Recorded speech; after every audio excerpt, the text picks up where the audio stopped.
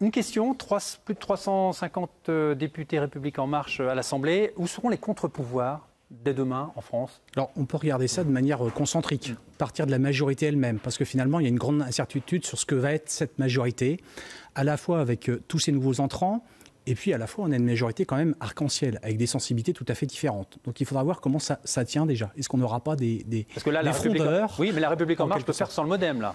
Elle peut faire sans modem, mais ceci dit, elle ratisse large sans modem. Donc, est-ce qu'on aura des frondeurs? Peut-être, on verra. Ceci dit, il y a plus de marge de jeu, par exemple, que pour le Parti socialiste dans la mandature qui vient. Si vous élargissez les cercles concentriques, vous avez le Sénat.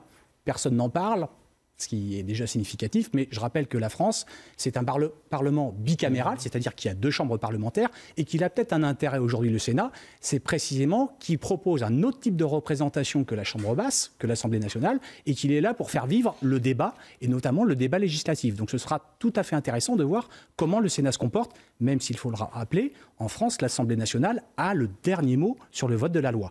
Et puis, ça a été dit précédemment, bien sûr, si vous élargissez encore les cercles concentriques, eh bien, le débat, les contre-feux, ils seront portés par les corps intermédiaires. On pense bien sûr aux organisations syndicales. Ceci dit, quand vous voulez accélérer le temps de la réforme et que vous prenez des ordonnances, le débat dans le pays est relativement mal engagé. Merci.